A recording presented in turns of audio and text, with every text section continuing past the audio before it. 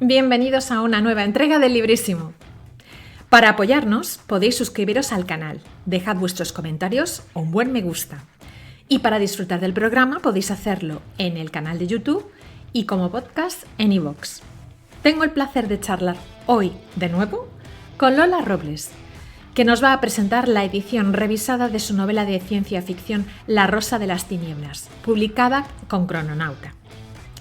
Lola Robles es filóloga hispánica. Ha publicado novelas como El Informe Monteverde, traducida al inglés, Más allá de Concordia y el libro de cuentos Naturalezas muertas con minerales.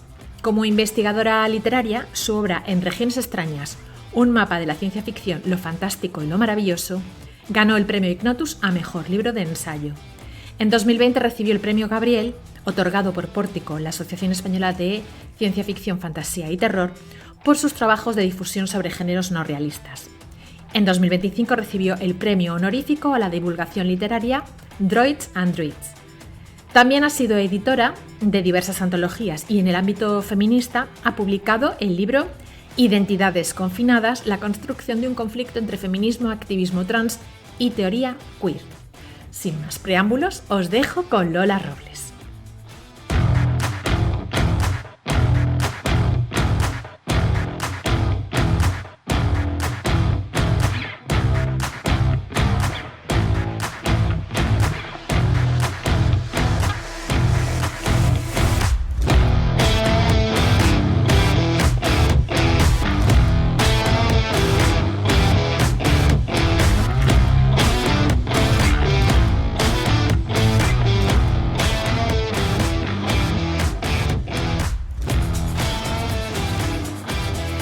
Bueno, pues muchas gracias, Lola, por volver a visitarnos a Librísimo. ¿Qué tal? ¿Cómo estás?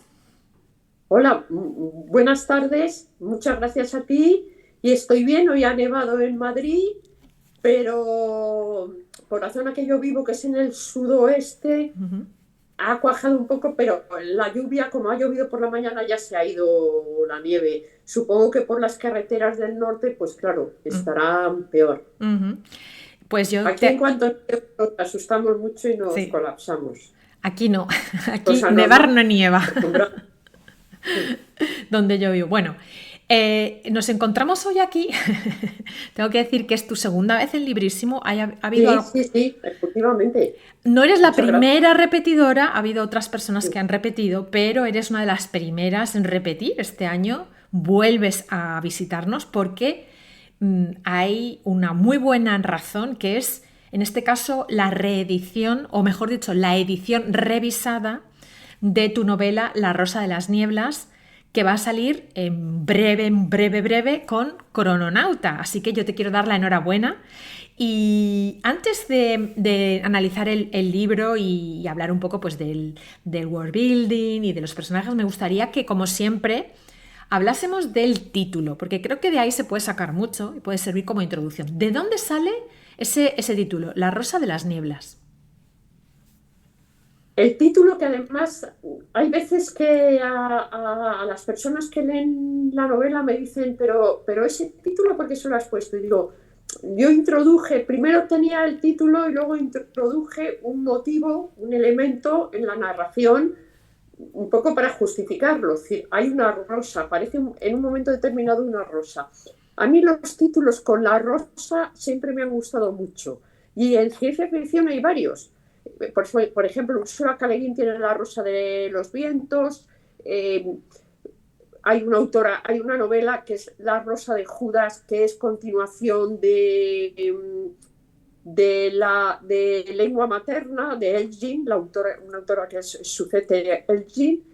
Y entonces me gustaba. Y luego era para unirlo con Nieblas, porque el nombre del planeta, Niflheim, yo lo asocio o en su idioma significa niebla. Y entonces también era algo bello y positivo en la niebla. La imagen de la rosa en la niebla me gustaba y decidí ponérselo. De hecho, luego me condicionó a la siguiente novela, que no es continuación, sino una historia paralela, que es Flores de Metal, que también tiene el componente de naturaleza y de algo bueno, en este caso artificial. O sea, La rosa de las nieblas, Flores de metal, y si hubiera una tercera novela también tendría que seguir tenía que tener una coherencia en cuanto al título. Ujú. De hecho, hace no demasiado tiempo, que es por el libro por el que viniste a hablarnos o por el que viniste a visitarnos la primera vez, que es tu libro es una antología de cuentos, tiene que ver muchísimo con la naturaleza, de hecho.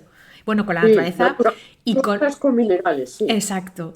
Y la, con la los naturaleza y minerales. más cosas, pero bueno, la naturaleza es como está Sí, siempre presente. Y yo creo que hay varias cosas a lo largo de tu trayectoria que suponen como hilos conductores, como por ejemplo esto de la naturaleza, este continua referencia a la naturaleza, también a la ciencia ficción, también a las misiones espaciales y el contacto con otras, entre culturas o entre especies incluso. Todo esto lo vemos pues en el informe Monteverde, lo vemos en Más allá de Concordia, incluso en el árbol de Sefarad también hay este sí. tipo En de... Jabalí, por ejemplo, sí, Exacto. Entonces, y luego también una de las cosas que están muy claras ya desde el principio es, creo yo, una gran influencia también de obras como La mano izquierda de la oscuridad de Ursula K. Le Guin, porque vemos a alguien que va a un planeta que es distinto al suyo, que va en una misión, que hay una serie de intrigas políticas, entonces ahí eso me parecía que había puntos como ecos, ¿no? Como pues, influencias, me parecía muy interesante. ¿Te acuerdas? Porque claro, la primera edición de esta novela tiene ya unos años. ¿Tú te acuerdas sí. dónde y cuándo se te ocurrió esta historia? ¿Dónde estabas y cuándo, Sí. más o menos? Bueno, primero, respecto de lo de la naturaleza, a mí me gusta la naturaleza a pesar de que yo soy una rata de asfalto y creo que lo dije también en la anterior entrevista que me Sí. hiciste. Soy súper rata de asfalto, pero bueno, eh, creo que hay que defender la naturaleza y también me gusta ir de vez en cuando. Ujú, Entonces, yo esta novela la escribí en los años 90. ujú, La publiqué en 1999, pero sí. claro, estaba terminada antes. Y fue mi primer intento ya serio de escribir una novela de ciencia ficción. Ujú, ¿Por qué lo hice? Pues como una prueba. ujú, Como una prueba, digo, a ver si me sale. ujú, ujú, Y ahí tuve influencias claras de Úrsula K. Le Guin, que es una autora que siempre me ha influido mucho, y más en concreto tuve una influencia del mundo de Rocanon, de ujú, su novela El mundo de Rocanon. En el mundo de Rocanon hay una primera narración que es como un preámbulo, que es el collar de Semley, ujú, que también se ha publicado como La Dota de los Anguiar, que me influyó bastante. También para la novela, para La Rosa de las Nieblas. Pero también recogí influencias, y me parece importante aclararlo, de, por ejemplo, la Ilíada, ujú. claramente, o sea, me basé en la Ilíada para luchas entre los guerreros, los Sí. Nibelungos me influyó mucho y lo había leído cuando yo era niña, adolescente, pero se me quedó un poco esa historia y la retomé para escribirla. Ujú, Y mucho, bueno, las mitologías ujú, escandinavas, ujú. nórdicas, de las que hablaba Jorge Luis Borges, que tiene un libro sobre mitologías escandinavas que también leí, las sedas islandesas, todo eso lo recojo en La Rosa de las Nieblas. Ujú. De hecho, muchos de los nombres, evidentemente hay como... yo notaba que eran como influencias muy, muy claras pues, de la mitología vikinga Sí, o sí, sí. escandinava. Bueno, no quiero decir tampoco vikinga, que es como reducirlo, pero escandinava y tal. Y me parecía también que había, ahora que lo mencionas, esta referencia a la Ilíada, yo pensé que era una especie como de una mezcla entre fantasía hasta cierto punto épica, pero Sí, en un contexto como de bueno, de ciencia ficción de hecho, incluso esta cosa de, bueno, pues hay una persona que entra que es como un disruptor que viene de otro planeta, que intenta hacerse emperador. Me recordaba ciertas cosas de Fundación, ¿sabes? De estos personajes que intentan hacerse pues, con toda una federación o con todo un sistema o no sé qué. Y luego hay pues estas rebeliones que intentan oponerse. Entonces hay como muchísimo, o sea, no sé si hay algo consciente, pero de manera inconsciente yo veía muchísimas, muchísimas referencias. no, consciente, consciente, y es más, ahora también lo recuerdo al decirlo, una influencia muy importante que no se me debería haber olvidado justo antes al hablar de ello, es de Star Wars, de la Guerra de las Galaxias, Claro, porque es el emperador tiránico que domina toda una galaxia y los exacto. rebeldes contra ella, y a mí me entusiasmó entonces era la primera entrega, que era la Guerra de las Galaxias, el Imperio contraataca y el Sí. Retorno del Jedi, Ujú. que luego salieron las otras tres. Y a mí eso me influyó mucho. Yo quería Mm. hacer una historia como esa, vamos, claramente. Claro. Más Además, que Asimov, ¿eh? Aunque sí, sí, Asimov sí. también lo leía. Y de hecho, pues tenemos también aquí a un personaje, uno de los personajes, no sé si la protagonista, pero bueno, es una de las protagonistas, que es la navegante, o sea, la persona que pilota, ¿no? La nave, que es un poco eso que dices de esas referencias a Star Wars, donde está el halcón milenario con Han Sí, Solo. En este caso es Jolene, ¿no? Pero bueno, sí, sí. realmente hay muchísimos personajes. Gracias a Dios hay. No sé si en la reedición sigue el apéndice final con todos los nombres y Sí, con. sigue. Fenomenal, no porque sea difícil seguirlos, porque cada uno son, o sea, los diferencias bastante bien. Hay digamos, pues una misión que llega a este planeta formada por 4 personas y se diferencian perfectamente y luego el resto tienen unos nombres pues más, todos tienen unos nombres muy sonoros, pero bueno, en el caso de Yolene, Eric, Jane y Sebeok son estos 4 personajes que llegan en una misión a este planeta y luego están el Orridi, Skekil, Sienil, en fin, otros que son locales y Claro, que sí. interactúan, ¿no? Entonces es ese, como digo, choque como de culturas, porque tienen culturas distintas, porque tienen una manera de ser, condicionada por su medio ambiente, en este caso por el planeta, ¿no? Y también hablas es muy interesante cómo solucionas problemas, por ejemplo, hablas de que pues, la masa del planeta, para no sentir que como más peso, pues toman una serie de toman una sustancia para, digamos, no sentir los efectos de ese pequeño aplastamiento que sufrirían o mayor aplastamiento que sufrirían. Entonces, hay muchas cosas que vas también solventando que habitualmente no se hace porque es como la gente o sea, los autores muchas veces no se paran en solventar ciertos problemas, pero tú eres como son cosas muy específicas que tratas de explicar para que el lector o lectora o lectore entienda ese mundo, ¿no? Y me gustaría saber el mundo a ver si lo digo bien, porque, a ver si meto la palabra, Niflheim, Snilfheim, es que me cuesta, Ni porque Flame, le puedes decir Niflheim, perfectamente ni Flame. y los Niflungar, que son sus habitantes, ¿no? Sí. ¿Qué nos puedes contar de este mundo sin hacer mucho spoiler? Yo traté de ser rigurosa dentro de que estamos en una ciencia ficción que es space opera mezclada con fantasía épica. Ujú.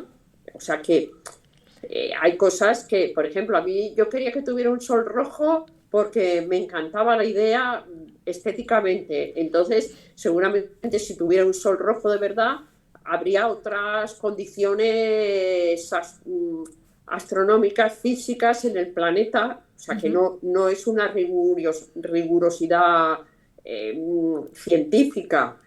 Pero bueno, traté de hacer lo que pude.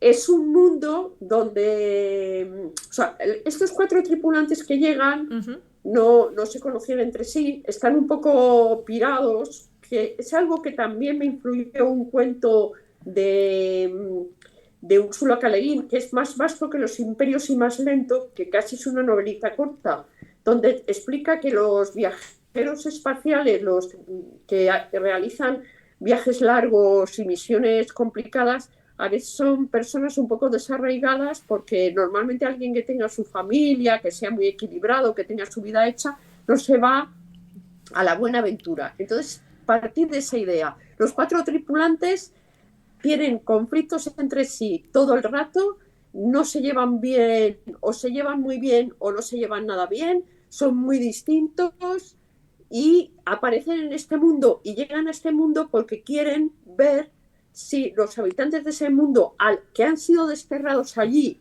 se supone porque eran muy malos, muy malos, muy malos, los Niflungers eran un pueblo considerado maldito, malvadísimo, criminal, arrogante, y de hecho el emperador de la galaxia, que es contra el que se oponen los tripulantes de la nave, son como los rebeldes que se oponen, quieren buscar en ese pueblo de los Niflungar algo que les explique que les permita enfrentarse al emperador, que parece casi todopoderoso. El emperador se llama Ingvar. Sí.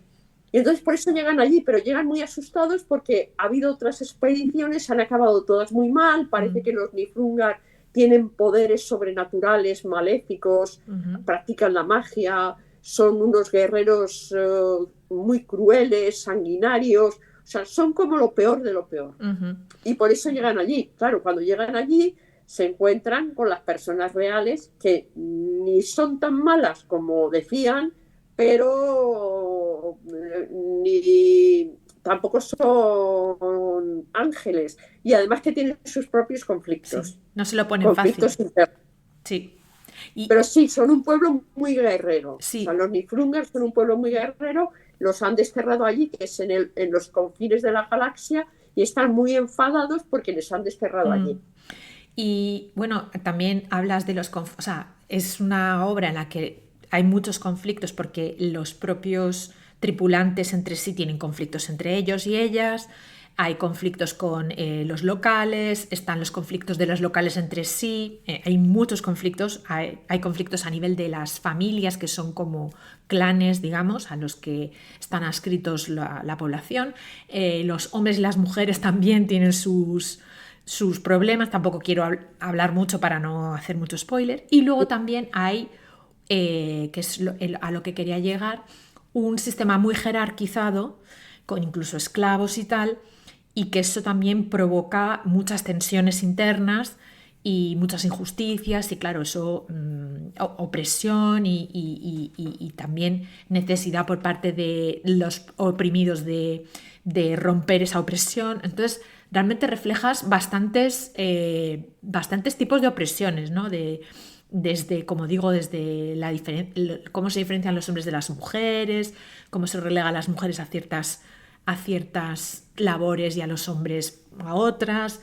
Y hay mucho, ¿no? Y luego digamos, las jerarquías de los diferentes, ¿no? Entonces, a mí me gustaría saber cómo se te ocurrieron todas estas jerarquías, todo este mundo. ¿Fue algo que se te ocurrió o sea, tal como se te fue ocurriendo, dijiste, pues esto me viene bien para la trama? ¿O fue que como tenías ya la trama pensada, el argumento, decidiste, bueno, pues tiene que ser así, así, así, ¿no? Quiero decir, si fue primero el world building, el mundo que creaste, o fue primero el argumento y luego adaptaste ese mundo al argumento. Según iba avanzando en la escritura y la iba imaginando, también se me iban ocurriendo cuestiones, o sea, estructura de la sociedad, pero la verdad es que, claro, era un mundo como el de los propios Nibelungos a los que se refiere, un mundo guerrero, patriarcal y esclavista. Entonces, yo quería reflejar eso. Era un mundo patriarcal y esclavista.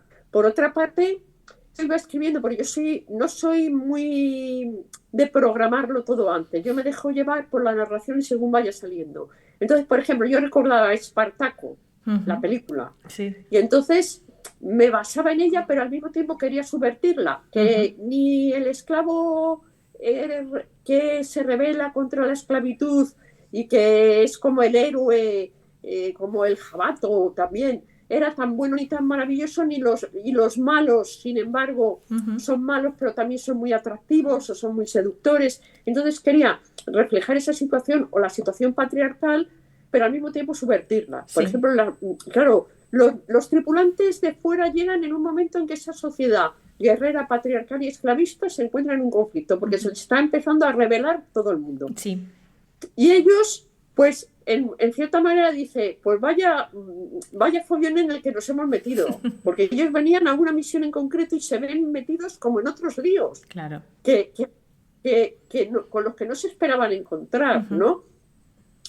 Y entonces había que conjugar todo eso, que son topos de la ciencia ficción, pero yo también quería subvertir con un poco incluso de ironía soterrada. Por ejemplo, las mujeres se rebelan, pero la líder de las mujeres descubriremos que era una señora un poquito antipática al principio con ellos, pero luego, entonces, que fueran personajes de caracteres complejos, no estereotipos.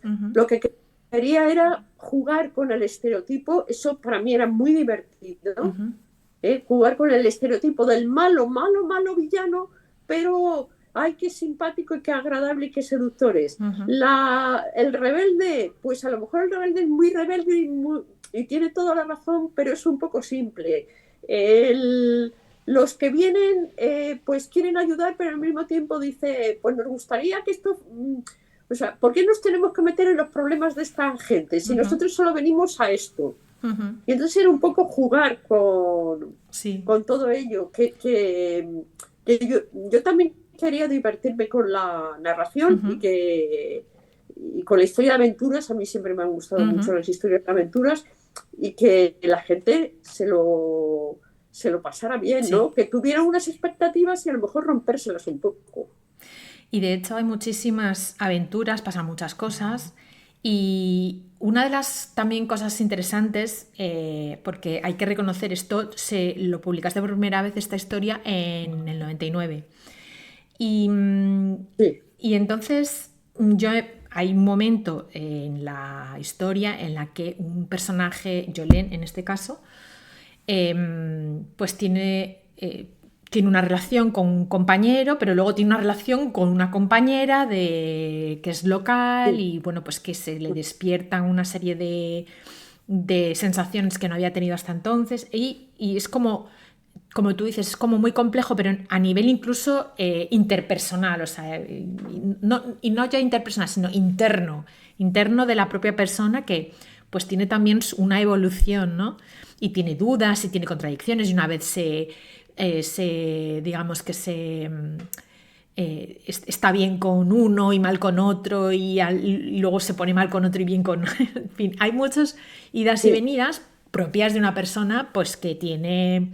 Pues eso, que puede tener a lo mejor pues ciertos sentimientos y a veces está segura, a veces está insegura. Entonces es como muy humano, ¿no? Son cosas muy humanas, pero como tú bien has dicho, intentas hacer que los personajes sean más complejos de lo habitual. O sea, no es que sea siempre tenga las ideas claras, sino que tiene muchas dudas, tiene dudas sobre sí misma, tiene yo no diría traumas, pero sí tiene miedos porque también ha estado prisionera durante un cierto tiempo y ha visto cosas, ¿no?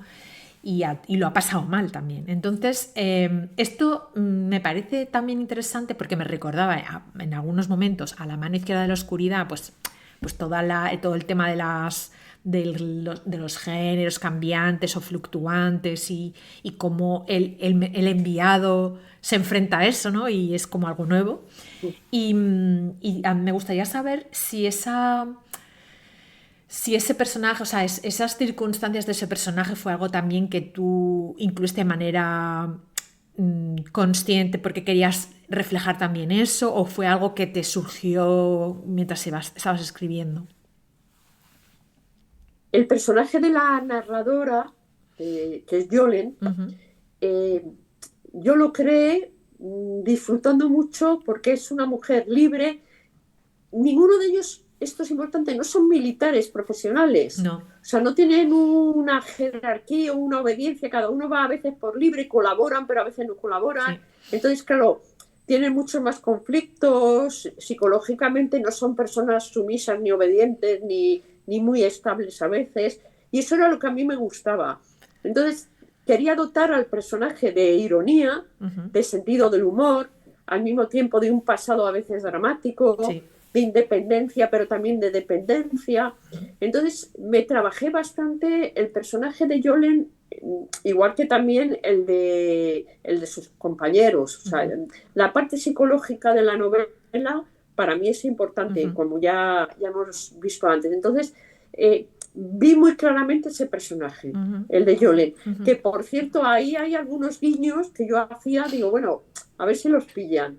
Por ejemplo, el personaje de Yolen y el de Jane, ahí hay un guiño literario, iba metiendo guiños, o sea, también tiene mucho de juego, ¿no? Sí. Ahí la historia.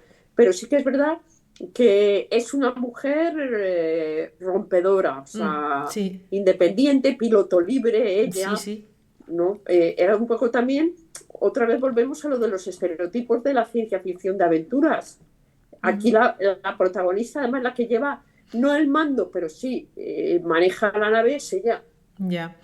Y tú cuando escribiste esta historia, ¿te acuerdas? Bueno, supongo que sí, porque bueno, pues es la primera vez que te enfrentaste como a una novela o a escribir una novela. Entonces, ¿qué es lo que te resultó más fácil y lo más difícil a la hora de abordar este proyecto?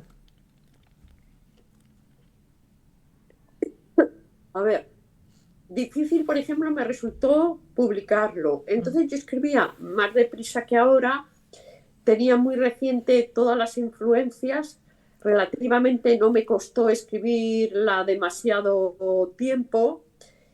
Eh, eh, Quizá lo que más complicado me pudo resultar fue intentarle dar una cierta rigurosidad, no digo de tipo científico, pero bueno, que dar un poco coherente en cuanto al planeta, imaginarme Sí. cómo podía ser el planeta, el tema de la gravedad, el tema de o sea, de cómo se mueve el planeta alrededor de su sol, mucho más, por ejemplo, que lo de la literatura o el lenguaje de los Niflunga, que me salía mucho más sencillo.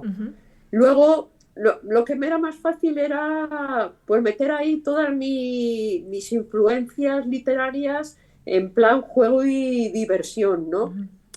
También con seriedad, pero bueno, que yo lo metía siendo muy consciente de lo que estaban viendo. La parte más de crear una historia que además de fantasía épica fuera ciencia ficción, que está un poco es un híbrido, fue lo que posiblemente me costó más y luego intentar publicarla porque yo había escrito algunas otras cosas, pero eran cuentos. Entonces, intentar publicar una novela de ciencia ficción sin que yo estuviera en el fandom ni me conociera nadie, de hecho salió en una editorial muy pequeña y feminista, no tenía que ver con la ciencia ficción. Luego yo la fui moviendo, se la mandé a gente, y...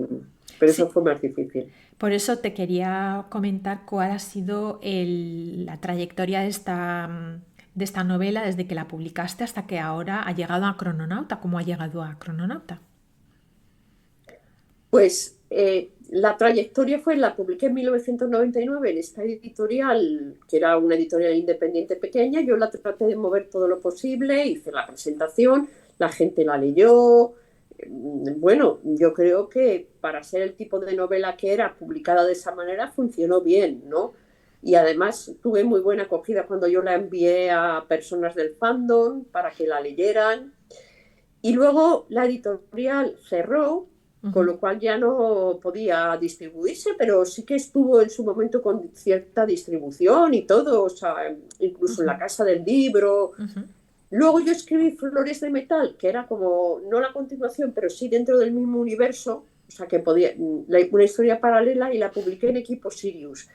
Después, como Crononauta me publicó el Informe Monteverde, yo quería ver o hablamos en cierta manera de republicar o de reeditar, vamos, La Rosa de las Nieblas.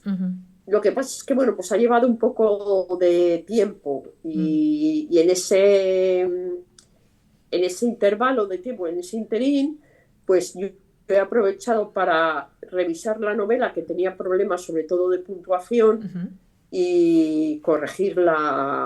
corregirla más. Pero bueno, Crononauta es una editorial que a mí me gusta mucho, es una editorial muy seria, que publica las cosas con calma, bien meditado, y cuando he tenido la oportunidad de publicarlo con ellas, pues yo he estado verdaderamente encantada porque me gusta Ujú. mucho. Un saludo desde aquí a Crononauta. Y, Y un saludo, y me claro. gustaría saber si has pensado alguna vez en retomar este universo y no digo una historia en lo diré bien, Niflheim, pero Ni en Flame, ni Flame. Niflheim, pero en otro, o sea, paralela o en esta, pues ese universo que has creado. Sí, para eso lo que me gustaría es primero que funcione esta reedición. Luego me gustaría reeditar también Flores de Metal porque Equipo Osiris también desapareció. Y después siempre he tenido la idea de cerrar la trilogía con una tercera entrega que yo sé de qué iría. O sea, yo la he pensado, la he meditado y hasta he encontrado el título después de muchas horas y horas y horas y horas de pensarlo, ¿no? Mm, Pero tendría que y de hecho empecé a escribirlo, he de decirlo, lo digo aquí como primicia. bien. Empecé a escribirlo, luego lo dejé y entonces tendría que retomarlo en un determinado momento, pero para eso yo creo que tiene que funcionar Claro. reeditarse Flores de Metal, que me gustaría mucho, es una novela que también me gusta. Claro, el problema de editoriales pequeñas muchas veces es ese, eh, que tienen una duración relativamente efímera. Ya. Y ponerme a escribir la tercera entrega, que bueno, pues es una posibilidad no rápida, porque yo por mi problema visual escribo Ujú. muy despacio, pero que puede... O sea, que lo he tenido en mente desde hace mucho. Ujú. Y bueno, pues ya para ir un poco hacia el final de la presentación, me gustaría saber si puedes compartir con quienes nos ven y nos oyen en qué estás trabajando ahora mismo, hasta donde te puedas contar. Ahora mismo estoy eh, reescribiendo una novela que llevo toda la vida escribiéndola. Ujú. Muy bien. He hecho varias versiones, ninguna me ha satisfecho completamente, Ajá. entonces ya dije, la última versión la mandé a concursos y la intenté publicar. Y Ujú. ya dije, si no lo logro, voy a hacer una última versión totalmente disparatada en el sentido de nada comercial, pero lo que yo quiero hacer con ella. Y es una novela realista, no es ciencia ficción. Ah, Entonces, estoy en ello. Sí, es una novela, no tiene elementos sobrenaturales, ni fantásticos, ni de ciencia ujú, ficción. Entonces estoy en ello, escribo despacio porque últimamente ando peor de la vista, ujú, pero voy a hacer con ella lo que a mí realmente me apetece ujú. Muy hacer. bien. Y creo que esta será la última versión y, y bueno, pues ya entonces la intentaré publicar de la manera que sea. Si puedo en una editorial independiente, pues bien, o la autoeditaré, pero será lo que yo quiero hacer Ujú, con ella. ujú. Estoy viendo a ver qué resultado me da, porque todavía la estoy escribiendo. Luego lo mismo cuando lo leo, digo, esto no puede ser. Pero esto es una asignatura pendiente Sí. que yo tenía desde mi primera juventud, que la he ido escribiendo a lo largo de mucho tiempo, dejándola, rehaciéndola, cosa que pues a lo mejor no es lo mejor para una novela. Pero Bueno, ya digo, todas las versiones mira, que he hecho, ninguna me ha gustado del todo y espero que esta pueda decir, esta es mi versión. pues mira a China Mieville que lleva 20 años con una novela que va a sacar el año que viene si todo va bien. Es Ya que quisiera yo escribir como China. bueno, o él como tú, mira tú. Pero bueno, te quiero decir que no es tan raro lo que tú dices, que quiero decir que hay más gente que le sucede esto, Sí, sí, sí, que sí. trabajan sobre una cosa durante muchísimo tiempo y bueno, pues estamos deseando que se publique para poder... y aunque Bueno, no tenga elementos de ciencia ficción, fantasía y terror, pues igual te invitamos, ¿eh? No pasa nada. bueno, pues muchas gracias. Es, Y es un poco la novela de mi vida, o sea, es decir, la mm, novela de mi vida, una de las novelas que más me ha importado. Todas las quiero claro, igual, ¿no? Porque todas claro, las novelas muy tienen, o sea, son importantes para mí, es como los hijos, pero esta claro. especial. especialmente, por eso me ha costado tanto. Yo admiro mucho a China, pero tengo más pelo que él, ¿eh? Sí, sí, ya sé por qué hablamos regularmente sobre el tema. Sí. Y bueno, si pudieras entonces invitar a alguien a que me viniese a visitarnos a Librismo, ¿a quién invitarías? Ahora mismo Tiene que estar vivo o viva, o vive. tiene que estar vivo o viva. Sí, o sea, me encantaría traer a Úrsula K. Le Guin, pero como digo siempre, como no tenemos Ouija, pues no podemos. Pues vamos a ver. Ahora mismo yo, pues,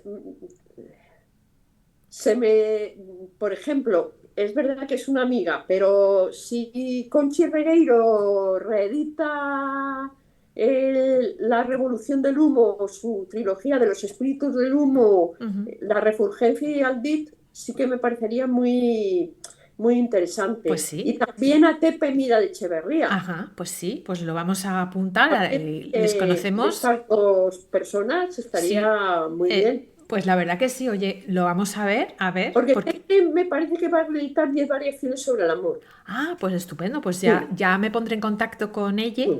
para poder verlo, a ver si pudiera ser que pudiera venir a visitarnos. Y ya, para terminar, me gustaría que Bueno, y Conchi, ya sabes que yo soy, Sí, bueno, soy colega de ella, amiga, sí, sí, pero sí. me gusta cómo Y yo escribe. también, ¿eh?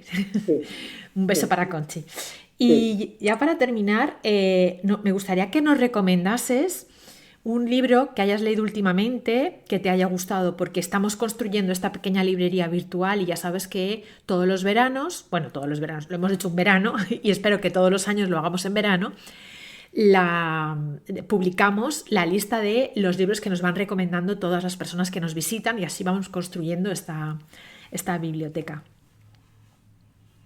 Incluso puede ser uno que me esté leyendo en este Sí, sí, momento. claro, claro, Bueno, evidentemente. pues ahora mismo me estoy leyendo para una charla que voy a dar con Gemma Solsona, escritora de lo fantástico e Ujú, investigadora, ujú. y Montse Ruiz, que es también investigadora y es editora, tiene una editorial pequeña. Bueno, pues me estoy leyendo un libro que se titula, eh, a ver, espera un momento, porque la primera parte del título ahora mismo es sobre mujeres espiritistas, Ujú, librepensadoras. ujú.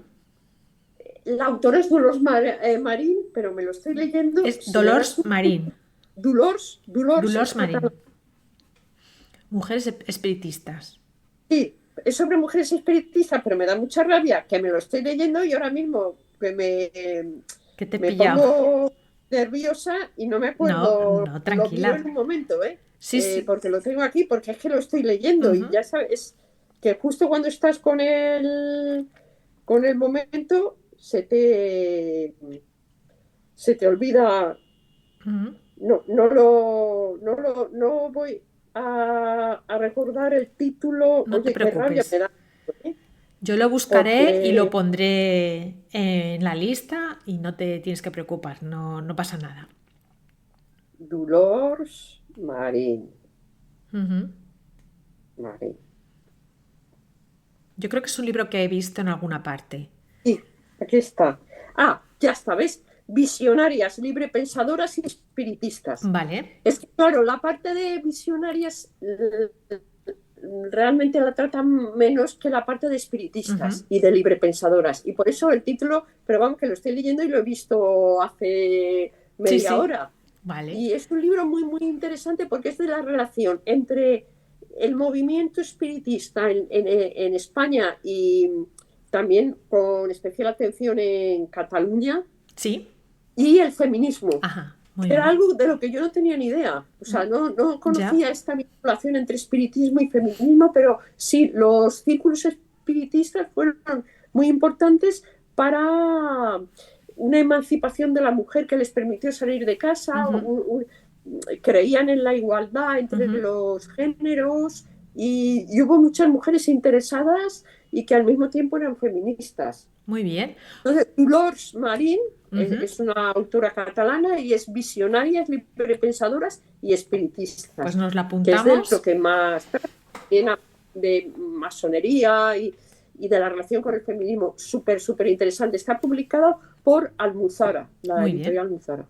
Pues nos lo apuntamos y va a pasar a formar parte de esta pequeña biblioteca que estamos construyendo. Y yo te quiero agradecer que nos hayas concedido bueno, pues estos minutos para hablar con nosotros y nosotras de este libro que sale de nuevo al mercado, revisado, revitalizado, actualizado y con la editorial Crononauta, como hemos dicho, que quiero volver a repetir el título, La Rosa de las Nieblas, ciencia ficción con muchísimos otros ingredientes muy interesantes y que puede ser la primera entrega de una posible trilogía si convencemos a Lola para que escriba el tercer tomo, ¿vale? Así que Vale. gracias Lola de nuevo y estamos en contacto y esperamos volver a traerte muy pronto.